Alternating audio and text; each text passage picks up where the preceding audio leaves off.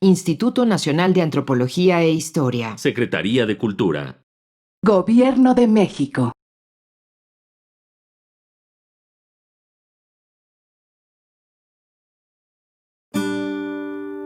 Su sustancia está hecha de evocación, recuerdo, rememoración y de lo que toma del porvenir. Porque es una parte fundamental de nuestra identidad. Somos nuestra memoria. El programa de Lina que nos lleva de viva voz con los especialistas.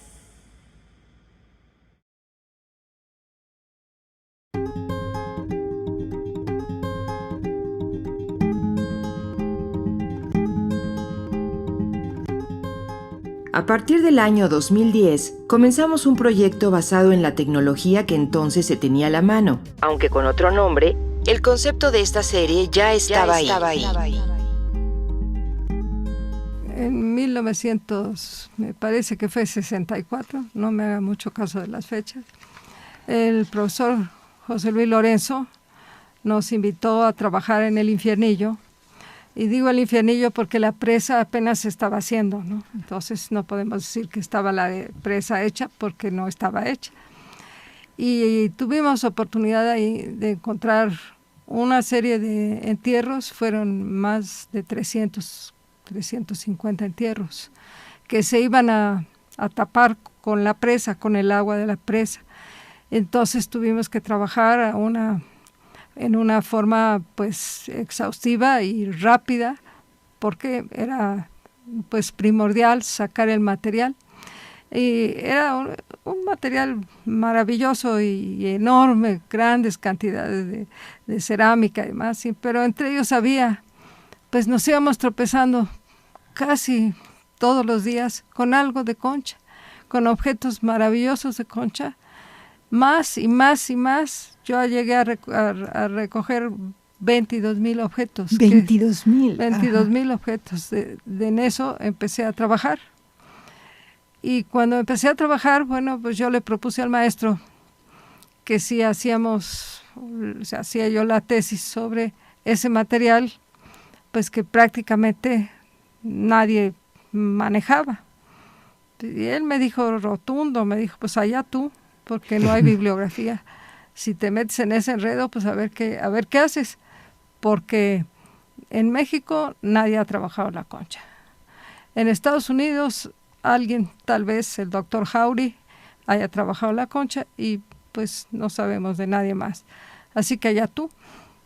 Pero el material atraía, ¿no? Era realmente estupendo. Bueno, todavía hay mucho y casi todo está expuesto en el Museo Nacional de Antropología, y pues me metí de clavado a trabajar la concha.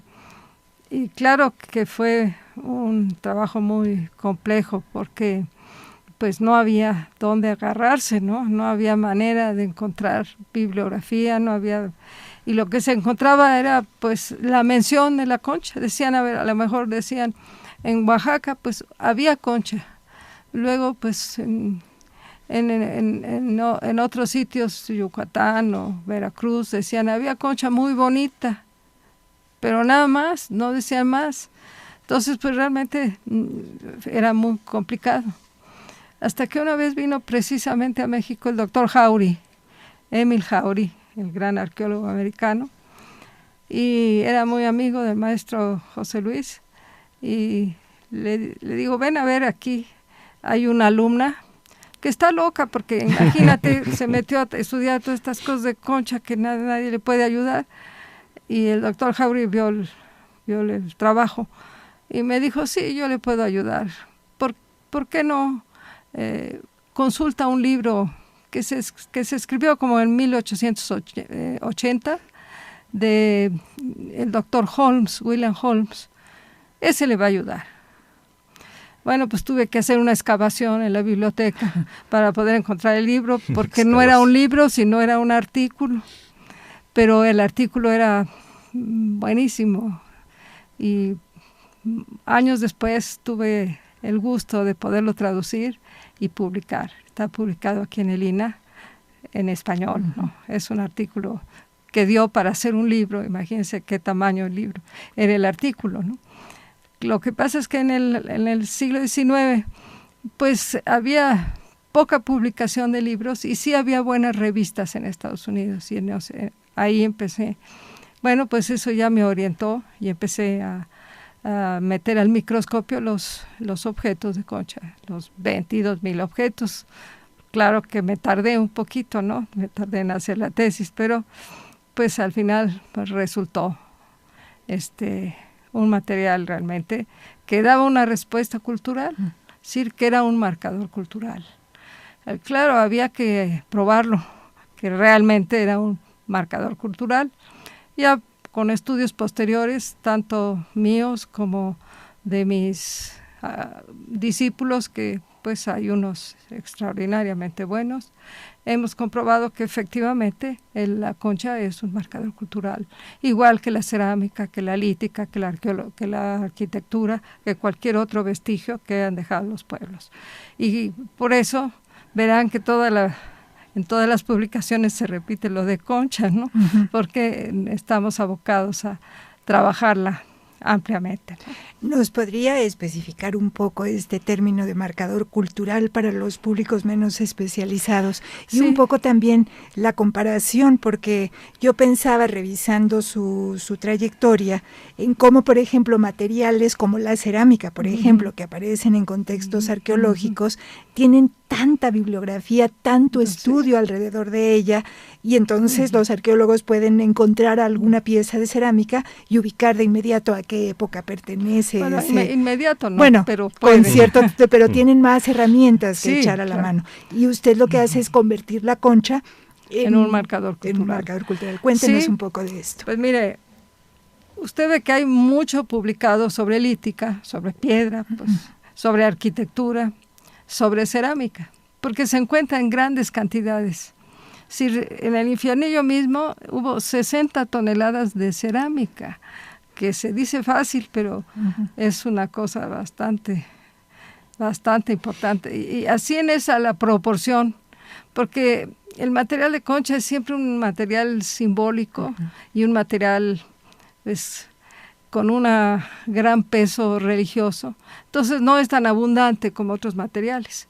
Es decir, uno en la arqueología en cerámica encuentra uno desde el jarro de hacer los frijoles, ¿verdad?, hasta los objetos más finos y más ceremoniales que se encuentran ahora expuestos en los museos. Entonces, por eso era nuestra desproporción.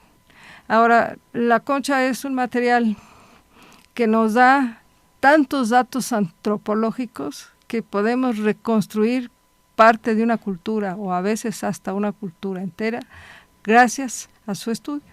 Por eso digo que es un marcador cultural, que nosotros lo utilizamos para saber cómo se manejaba un pueblo, cómo era un pueblo, con quién tenía relaciones, cuáles eran sus capacidades, cómo era su trabajo, cómo era su religión, cuál era el peso simbólico de los objetos. Nos está dando respuestas tan amplias como la cerámica y a veces más. Hay un dato que da pues extraordinariamente bueno, que es el comercio.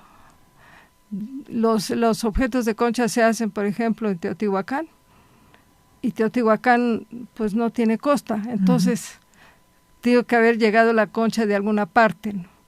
Cuando tenemos la suerte de poder hacer el estudio y hacer la taxonomía biológica de ese material, sabemos exactamente de dónde a dónde vino.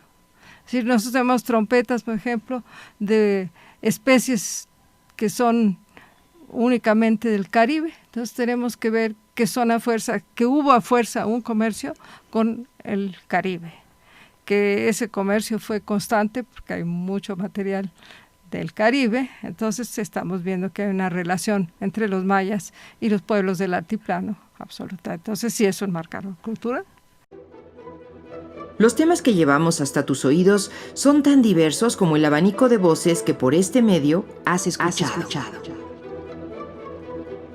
A veces hablamos de sexualidad, a veces hablamos de sexo y a veces hablamos de reproducción como sinónimos. O cotidianamente mucha gente lo hace. ¿Cómo contrapuntearlo, Javier? Un poco ya lo avanzaste ahora. Pero... Sí, bueno, yo plantearía primero, reproducirse es un fenómeno de las especies, que es decir, la capacidad de generar una siguiente generación, una nueva generación, de producir una nueva generación. Eso sería reproducción. Pero no necesariamente, no necesitas el sexo para eso. Las amibas lo vienen haciendo desde hace millones de años. Por bipartición. Por bipartición. Punto. ¿No? Se reproducen. Ahora, y Lynn Margulis menciona que de los 5 reinos, la mayoría de las conductas que podemos llamar sexuales no tienen nada que ver con la reproducción. Entonces, si bien más o menos definí así la sexualidad, con todo esto que tiene que ver con que tengas sexo, sería un término biológico. Cuando dicen, es que esta película tiene mucho sexo, yo no le veo ninguno. Yo no le veo ni óvulos, ni espermatozoides, ni gónadas, ni vaginas, ni penes a la película. Puedo ver penes y eso en la película, pero no a la película.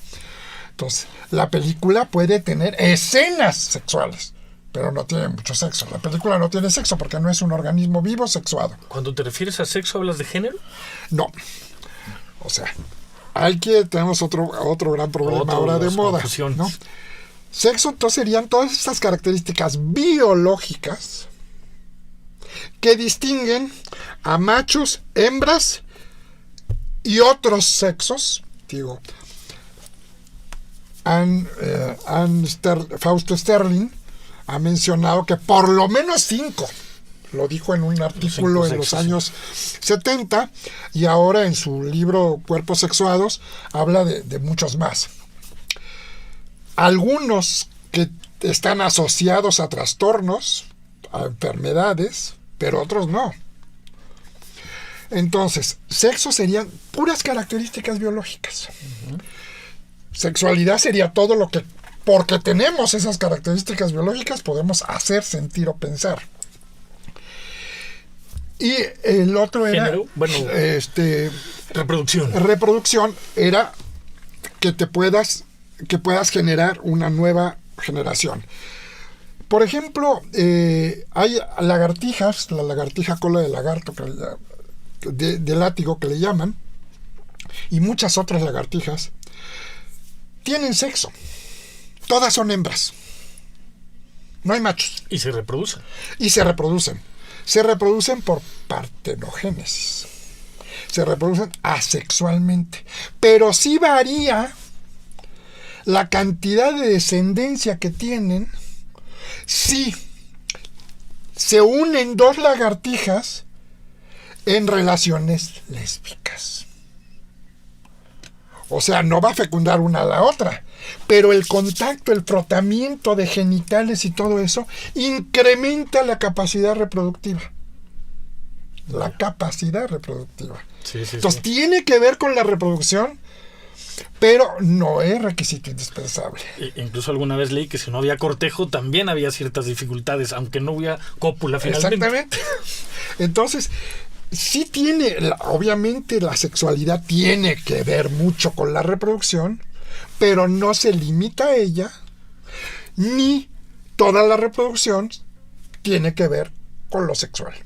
En ese sentido, Javier, los antropólogos pretendemos siempre encontrar el significado, el valor, la funcionalidad, el para qué. No digamos los evolucionistas, ¿no? Donde el evolucionismo ve un rasgo y le trata de encontrar un valor funcional. En ese sentido, cabe la pregunta de ¿para qué sirve la sexualidad humana? ¿Cuáles son las funciones de la sexualidad? Bueno, yo creo que las funciones de la sexualidad humana, la primera, como te dije, si la sexualidad demanda la relación de vínculos, sin sexualidad no habría sociedad. Punto. Entonces, para empezar. Para empezar, ¿no? No estaríamos aquí platicando, no habríamos ni siquiera... ¿Para qué inventas la radio si no hay sociedad? ¿Sí?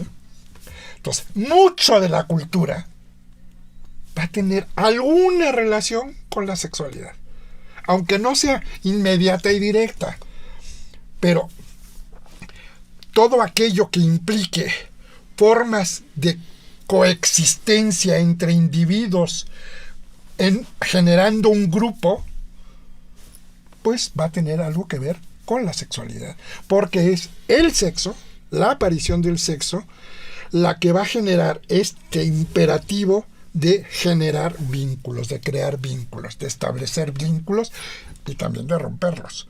Si no, no existiría el divorcio tampoco, ¿no? Uh-huh. Entonces, pienso que pocas cosas en la vida humana, pocas, no tienen relación ninguna con la sexualidad. Muy pocas. Hablaste de la reproducción como una de las funciones de la sexualidad. La satisfacción, el placer. Por eso, son otras, pero esas ya son a nivel individual. O también, si ya, gracias a las neuronas espejo y otras cosas, podemos disfrutar del placer que tiene el otro o la otra. ¿Eh? Por empatía, por simpatía. Y entonces, aunque yo no haya sentido ningún cambio en mí, siento bonito que otro disfrute. Uh-huh. Si no hubiera eso, creo que tampoco existiría el arte, por ejemplo. Entonces también el arte tiene deudas con la sexualidad, ¿no? Uh-huh. Aparte de que la sexualidad puede ser tema del arte. Que es un tema fundamental además en la historia del Ahora, arte. Antes me preguntabas sobre el género. Sí. Porque ahora tenemos esta palabra que se nos ha metido como cuña, la perspectiva de género constantemente y demás. Y muchas veces se toman ejemplos de Estados Unidos o de Inglaterra, de teóricos, y ahí viene un gran problema. No olvidemos que en inglés y en otros idiomas no se puede distinguir entre el ser y el estar. ¿Sí? Nosotros sí. Ahora, cuando en inglés se dice gender, que se traduce como género, no están diciendo exactamente lo mismo que en español. Porque gender en inglés sí significa género como clasificación taxonómica, pero también significa órganos sexuales secundarios. Es decir, se han visto, por ejemplo, leonas a las que les crece melena. Entonces, en inglés son transgender, transgénero. En español, eso es una aberración lingüística. Porque género es otra cosa. Género es una clasificación, una categoría. Y la melena sería un rasgo sexual secundario, biológico. Género en español es algo social, es una categoría creada, social y cultural. Muy bien, Javier. Leyendo alguno de tus trabajos, en ellos incorporas la clásica reflexión de las pulsiones freudianas del Eros y Tánatos, pero las vinculas o las usas para hablar del proceso por el cual nos hicimos humanos, del proceso de humanización más que de hominización tal cual. ¿Qué papel jugarían estas pulsiones en este humanizarnos? Mira, yo en realidad cuando hablo de sexo y muerte, que sería, digamos, la traducción griega mitológica en Eros y Tánatos, lo diferencio totalmente de las pulsiones freudianas.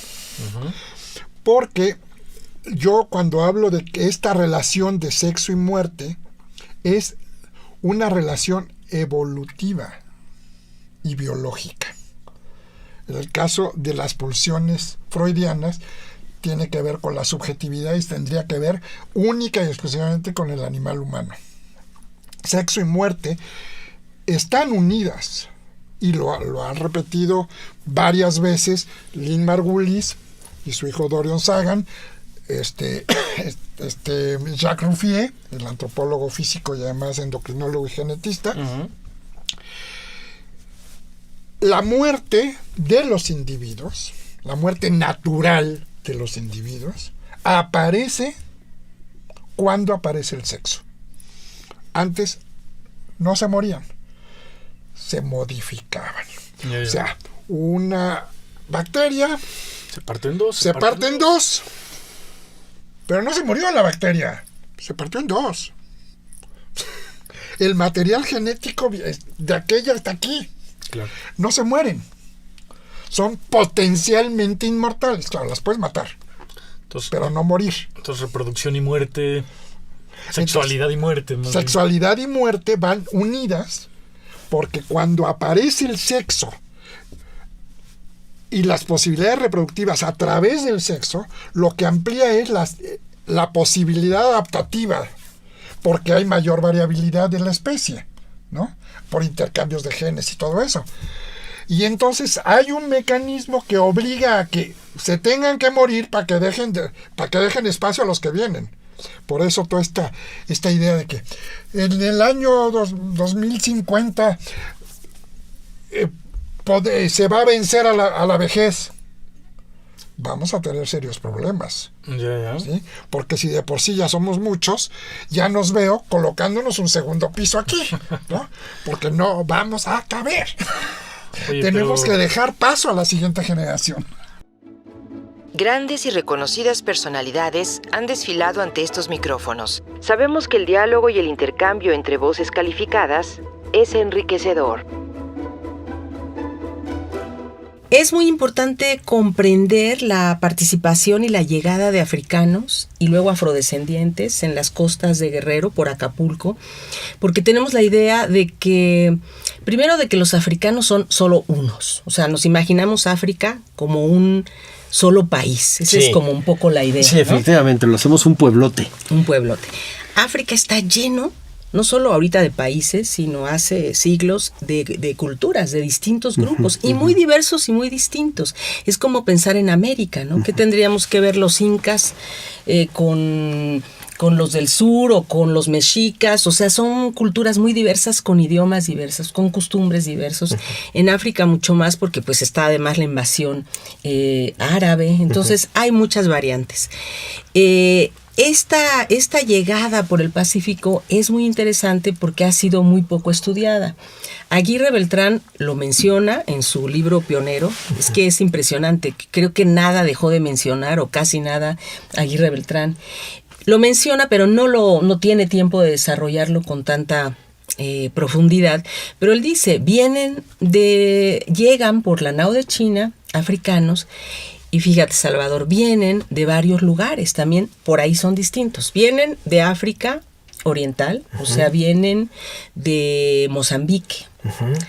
Vienen... Los que venían, digamos, con el comercio portugués y Exactamente, hay toda una, lo que se llama la ruta de las Indias de Portugal, que va de Mozambique, también pasa por Madagascar y da toda la vuelta por el mar Índico. O sea, el Índico hasta el Pacífico. Rodea China, bueno, pues la China, la China poblana, pues por ahí llega también.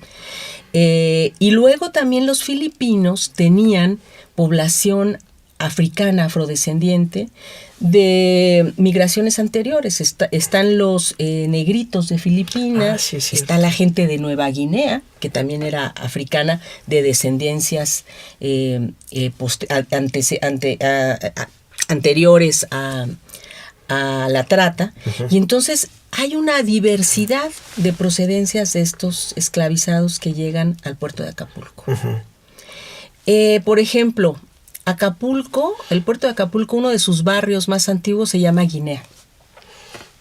Guinea se les decía, bueno, a los que venían de Guinea, pero también en el caso de Acapulco, a los negros. O sea, como veían que eran negros como los de Guinea, les empezaron a decir guineos, ¿no? Sí, o guineos. Entonces hay un barrio, pero también hay un barrio de Mozambique, en Acapulco, y hay un pueblo en un estado de Guerrero, que se llama también Mozambique, una ranchería pequeña. Entonces, ahí vemos que hay varias herencias todavía actuales y, bueno, eso es muy importante de entender, que Acapulco lo construyó básicamente la población afro de estas diversas culturas. Y fíjate, ahorita que hablabas de los guineas, yo recuerdo haber leído hace mucho tiempo y de una manera totalmente marginal un trabajo sobre trata, más bien documentos de trata, y los precios de los esclavos tenían que ver también un poco con el gusto. Entonces los Congo valían una cosa, los guineas valían otra cosa, había algunos que eran probablemente más del Sahara, mandingos, etc. Entonces tenían distintos precios porque además tenían distintos usos. Entonces los que servían para ser sirvientes en la casa o bedeles en los desfiles, etcétera, costaban, pero eran tipos con una presencia alta, delgada, etcétera. En cambio los otros más fuertes quizá, más toscos, los mandaban unos a las minas. Hay que recordar que a los indios no se les esclavizaba, no se les mandaba a las minas, los mandabas a las minas o los tenías en los campos de caña, y costaban distinto. Entonces en realidad tienes distintas poblaciones africanas acá, y entonces tenemos genes, digamos, de ascendencia africana diferente. Exactamente, porque además de toda esta diversidad cultural que llega por el Pacífico a Acapulco, pues llegan los que tú dices por el comercio del Atlántico, ¿no? Entonces llegan mandingos, wolofs, que son de la parte de Senegambia, de África Occidental, llegan muchísimos angoleños, porque el comercio de esclavizados es en ese periodo, entre el año de 1580, 1650, el que es el periodo más fuerte, y la trata portuguesa está en ese momento en el Congo y en Angola. Y es interesante lo que tú dices de los precios, porque también en la Nueva España, por la demanda que hay de ciertos trabajos, ciertas personas cuestan determinado número por la demanda. Por ejemplo, una nodriza en la Ciudad de México podía valer 400 pesos, mientras un esclavo de una hacienda de caña podía valer 100 o 200. Y esos los caros. Yo recuerdo haber leído también un documento de la construcción de la catedral, en donde llegaban los indios de Chalco con las piedras labradas, y entre los que tenían que descargar había un negro que no quería hacer nada. Y entonces la dueña decía, a ver, ¿a quién se lo vendo? Pues véndanselos a los indios a ver si ellos pueden hacer algo, porque este llega y no se quiere mover, nomás quiere comer. Y entonces decía ella, sí, pero lo tengo que mantener y no quiere trabajar. O sea, también el trato con los negros no era, una vez que ya estaban acá, a veces era, pues, más laboral, no sé cómo decirlo, y no como de repente hemos leído, en donde se les trataba bestialmente. Cuando menos en la Nueva España no era el trato que después hemos sabido de los esclavos portugueses, por ejemplo, que ahí sí era muy terrible, o de los Estados Unidos. Claro, yo creo que también dependía mucho. Por supuesto, había una conciencia distinta de lo que era la esclavitud para los primeros años de la época novohispana. No era el racismo no se había desarrollado de la manera en que se desarrolla en el siglo XVIII, cuando es el auge de la esclavitud en países como Estados Unidos, el Caribe, Cuba o Brasil, ¿no? Entonces se hace mucho más severo el trato a la esclavitud. En la Nueva España dependía mucho en dónde eras esclavo. Si eras esclavo en la Ciudad de México, podías tener un dueño más o menos afable, una monja en un convento, un oficio, ¿no? En la pintura, en la talabartería, pero si te tocaba ser esclavo en una hacienda cañera, así como podías ser maestro de azúcar en un ingenio, que te iba muy bien, bueno, también podías tener condiciones muy difíciles cortando caña, etcétera, ¿no? Entonces tenemos testimonios como muy variados. Sí. Pero lo que tú dices es importante. Aquí, lo que pasa a diferencia de otros países, en la Nueva España y en los países donde estuvo España colonizando, es que por una parte nunca se prohibieron los enlaces matrimoniales ni las relaciones entre los distintos grupos. El sacramento de la Iglesia Católica establecía que tú tenías la libertad de escoger con quién casarte. Entonces, claro que había prejuicios, como ahora, y había intereses, como ahora, pero la gente tenía posibilidades de tener hijos con los que no eran esclavos. Entonces, por eso también vemos en épocas muy tempranas a muchos esclavizados libres y afrodescendientes libres. No te pierdas nuestras entrevistas. Dejaremos en la descripción las ligas de nuestro blog y de las entrevistas completas que acabamos de presentarte en este recuento que hicimos para darte una buena idea de que en esta serie, la evocación y los recuerdos se unen a la ciencia y a la investigación. Somos nuestra memoria. Somos nuestra memoria. Todos los jueves en punto de las 11:30 horas publicamos una nueva entrevista en este canal. No te las pierdas.